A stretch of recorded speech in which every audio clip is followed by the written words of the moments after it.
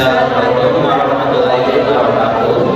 Kami dari kelompok 7 yang beranggotakan 2 orang, yaitu saya Gilman Ija Salman Istawan, Desri Fadilah, Bisa Mareto, Fitra Minasari, dan 1 orang lagi yang berhalangan yang hadir, yaitu Salwa Fitrani. Kami akan memaparkan materi mata kuliah pendidikan Pancasila pada bab 7, yaitu Pancasila sebagai dasar nilai pengembangan ilmu, dengan contoh kasus penerapan nilai-nilai Pancasila dalam kebijakan ekonomi di Kabupaten Tegal pada tahun 2009 hingga 2014.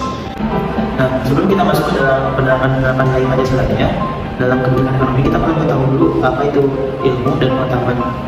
Nah, kata ilmu berasal dari bahasa Arab, yaitu alimah, yang berarti pengetahuan. Dalam bahasa Indonesia biasa kita sebut dengan istilah sains, yang berasal dari bahasa Latin, yakni sayo atau sayo, yang juga berarti pengetahuan. Nah, ilmu itu adalah pengetahuan yang berasaskan kenyataan dan telah disusun dengan baik. Ilmu juga bukan sekadar pengetahuan, tetapi merangkumi sekumpulan pengetahuan berdasarkan teori-teori yang disepakati dan dapat secara sistematik diuji dengan seperangkat metode yang diakui dalam bidang tertentu. Pengertian secara ilmiahnya yang paling sering digunakan, ilmu adalah kumpulan pengetahuan sistematis yang merupakan produk dari aktivitas penelitian dengan metode ilmiah. Sedangkan pengetahuan secara etimologis berasal dari bahasa Inggris, yaitu knowledge, yang didefinisikan sebagai kepercayaan benar. Sementara itu, menurut Ghazali, pengetahuan merupakan apa yang diketahui atau hasil pekerjaan tahu. Pekerjaan tahu di sini adalah hasil dari kenal, sadar, insaf, mengerti, dan pandai. Dengan demikian, pengetahuan merupakan hasil proses dari usaha manusia untuk tahu. Pada dasarnya pengetahuan berbeda dengan ilmu yang dapat terlihat dari sifat sistematisnya dan cara memperolehnya. Maka dari itu dapat disimpulkan ilmu itu adalah pengetahuan, tetapi pengetahuan belum tentu ilmu. Nah, syarat sebuah ilmu bisa menjadi pengetahuan adalah sistematik, general, rasional, objektif, menggunakan metode tertentu, dan dapat dipertanggungjawabkan. Latar belakang penerapan nilai-nilai Pancasila dalam kebijakan ekonomi Kabupaten Tegal tahun 2009 sampai 2014. Era reformasi yang sudah berjalan sejak 1988 membawa angin segar demokrasi di mana negara Indonesia mengawali tongkat baru yang terus bergulir di babak baru ke sebuah masa yang penuh kebebasan dalam mengatur dan mengungkapkan suatu pandangan politik. Namun disayangkan, kebebasan itu berdampak pada penurunan pokok Pancasila, sehingga menjadikan sebuah alasan untuk menyampaikan keprihatinannya terhadap merebaknya pandangan politik sektarian di tengah kehidupan di masyarakat dan di bangsa. Lebih dari itu, Pancasila dianggap tidak menjawab apa yang menjadi regulasinya terhadap tantangan ke depan, termasuk untuk meningkatkan kesejahteraan bangsa. Sangat disesalkan mengingat sampai sekarang belum terlihat jelas upaya mewujudkan nilai-nilai dalam Pancasila secara sungguh-sungguh dan tidak pernah sepenuhnya dilaksanakan secara konkret. Eksistensi negara bangsa Indonesia yang pluralistik terancam sangat jika dasar negara dan konstitusi tidak dijadikan ukuran dan acuan dalam berpikir serta berperilaku sebagai warga negara. Ekonomi Indonesia pada masa rezim Orde Baru lebih dikenal dengan nama ekonomi Pancasila, namun karena ekonomi Pancasila itu lekat hubungannya dengan Orde Baru, sehingga pasca masa reformasi para pakar lebih elegan menyebutnya sebagai ekonomi kerakyatan. Namun dalam perjalanannya ekonomi kerakyatan tidak pernah berjalan sebagaimana mestinya sesuai dengan apa yang dicita-citakan oleh Pancasila. Penerapan nilai-nilai Pancasila dalam kebijakan ekonomi di Kabupaten Tegal sudah terlihat dari materi yang tercantum dalam diskusinya RPJMD Kabupaten Tegal tahun 2009 sampai 2014. Seperti yang kita ketahui, struktur ekonomi Kabupaten Tegal ditopang sektor utama, yaitu sektor primer, pertanian dan industri, dan sektor sekunder, yaitu perdagangan. Sektor pertanian memiliki peranan sebesar 14,12%. Sektor industri memiliki peranan sebesar 28,46%. Untuk sektor perdagangan memiliki sumbangan sebesar 31,12%. Pertumbuhan ekonomi Kabupaten Tegal tahun 2011 sebesar 4,83%, dan ini relatif lebih rendah dibanding tahun 2010 sebesar 5,29%. Dari beberapa sektor yang memiliki pertumbuhan tertinggi adalah sektor pertambangan dan penggalian sebesar 6,76%. Disusul sektor bangunan sebesar 6,38%. Sedangkan sektor yang mengalami pertumbuhan terendah adalah sektor pertanian, yaitu 2,46%. Dalam perjalanannya perekonomian masyarakat Kabupaten Tegal membutuhkan semacam perlindungan atau proteksi dalam bentuk kebijakan untuk melindungi ekonomi masyarakat Kabupaten Tegal dari persaingan para pemodal yang tentunya akan merugikan sebuah usaha dari masyarakat Kabupaten Tegal. ini memang menjadi masalah pembangunan daerah maupun nasional, begitu juga di Kabupaten Tegal ini. Sebenarnya Kabupaten Tegal mempunyai banyak potensi yang dapat dikembangkan secara maksimal, seperti kondisi wilayah yang bervariasi yaitu pesisir, dataran rendah, dan dataran tinggi.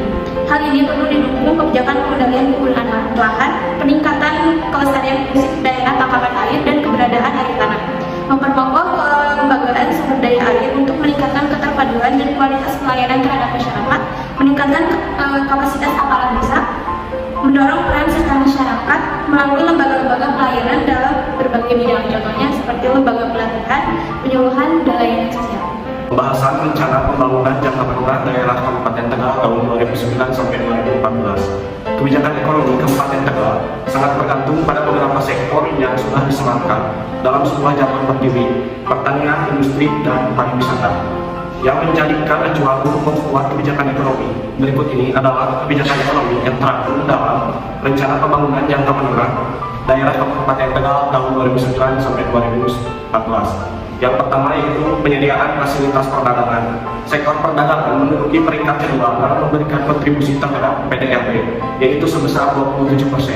Hal ini menunjukkan bahwa sektor perdagangan sangat potensial untuk dikembangkan. Itulah sebabnya dibutuhkan kebijakan penyediaan fasilitas perdagangan guna mendukung aktivitas perdagangan. Kebijakan tersebut dalam penerapannya dilaksanakan melalui program pengembangan infrastruktur perdagangan. Yang kedua, peningkatan investasi. Investasi adalah salah satu jalur hubungan daerah dengan berbagai pihak. Investasi memiliki arti penting bagi pertumbuhan ekonomi, penciptaan lapangan kerja, pengembangan sumber daya strategis daerah, serta implementasi dan transfer keahlian dan teknologi. Dan demikian, investasi dapat menjadi salah satu solusi dalam memecahkan persoalan kemiskinan dan pengangguran. Menyadari urgensi investasi, maka perlu adanya kebijakan peningkatan investasi dan rencana aksi yang dapat memberikan daya tarik bagi tumbuh dan berkembangnya investasi. Melalui program pembangunan peningkatan sumber daya perseluruhan, program penciptaan iklim yang mendukung investasi, program peningkatan infrastruktur investasi, dan program pemasaran aktif. Yang ketiga, reformasi kebijakan bisnis. Kebijakan ini diperlukan dalam maksud untuk menciptakan iklim bisnis yang kondusif. Oleh karena itu, kebijakan bisnis yang dinilai menghambat perkembangan bisnis daerah perlu dikaji dan dilakukan penyempurnaan. Untuk meningkatkan kebijakan tersebut dapat dilakukan dengan penerapan program penyederhanaan regulasi bisnis dan program penciptaan lingkungan legal dan regulasi kondusif. Yang keempat, pengembangan hubungan usaha. Upaya penguatan hubungan usaha yang saling terkait dalam rantai nilai perlu dilakukan untuk memberikan kemungkinan besar pada pendapatan masyarakat. Pada dasarnya, setiap pelaku pada mata rantai nilai adalah organ ekonomi yang hidup dan membutuhkan kekuatan untuk meningkatkan aliran barang, jasa, dan uang. Informasi dan pengetahuan. Itulah sebabnya diperlukan adanya kebijakan pengembangan hubungan usaha yang dilaksanakan melalui program peningkatan kolaborasi ekonomi dan program peningkatan skema pembiayaan risiko. Yang kelima, pengembangan ekoefisiensi. Melalui kebijakan ini, para pelaku usaha dilibatkan untuk memanfaatkan secara efisien sumber daya yang dimiliki, termasuk mengoptimalkan potensi ekonomi dan sosial yang ada di sekitarnya. Kebijakan pengembangan ekoefisiensi melalui pendekatan ekoefisiensi dapat diterapkan dengan pengembangan usaha kecil dan menengah yang ramah lingkungan, yang pada prinsipnya adalah menyelaraskan perbaikan lingkungan dengan menyentuh sektor ekonomi dan sosial masyarakat. Dalam tataran operasional, kebijakan dan pendekatan pengembangan ekoefisiensi diaplikasikan melalui program pengembangan insentif dan insentif. Keenam, perbaikan sistem produksi. Dalam dunia usaha, peningkatan produksi menjadi target utama yang terkadang kurang memperhatikan kondisi lingkungan. Fenomena ini merupakan persoalan serius yang harus segera memperoleh perhatian. Akar permasalahannya terletak pada pekerjaan sistem produksi yang dibangun. Oleh karena itu, perlu adanya kebijakan perbaikan sistem produksi dalam rangka mewujudkan kekuatan industri yang ramah lingkungan dan penataan daerah industri. Untuk mendukung kebijakan tersebut, terdapat dua program yang akan dijalankan, yaitu program penguatan industri ramah lingkungan dan program penataan daerah industri. Yang ketujuh, inisiasi klaster industri kreatif. Pengembangan industri kreatif harus tetap mempertahankan nilai-nilai tradisional. Beberapa hal yang mempengaruhi keberhasilan pengembangan industri kreatif adalah sumber daya manusia, anggaran, teknologi, penunjang, kebijakan pemerintah, dan infrastruktur fisik. Tahapan yang paling sulit dalam pengembangan industri kreatif adalah menciptakan apresiasi terhadap industri kreatif itu sendiri. Pengembangan industri kreatif yang membutuhkan adanya kebijakan inisiasi klaster industri kreatif yang diterapkan melalui program pengembangan nilai ekonomi kreatif, program peningkatan transaksi industri kreatif, dan program perbaikan lingkungan klaster. Yang terakhir, kedelapan, pembudayaan hak kekayaan intelektual (HKI). Dalam tatanan ekonomi modern, hak kekayaan intelektual merupakan suatu hal yang sangat penting, utamanya untuk melindungi keberadaan setiap produk bisnis dan jasa yang dijalankan. Pelaksanaan dan perlindungan HKI akan membantu peningkatan kesejahteraan masyarakat, mendorong investasi dan pengalihan teknologi secara tepat, serta merangsang daya saing masyarakat dan perusahaan setempat. Untuk menyadarkan masyarakat akan potensi HKI, diperlukan kebijakan pembudayaan HKI yang diimplementasikan melalui program perlindungan dan pemanfaatan HKI dan program fasilitasi perolehan HKI.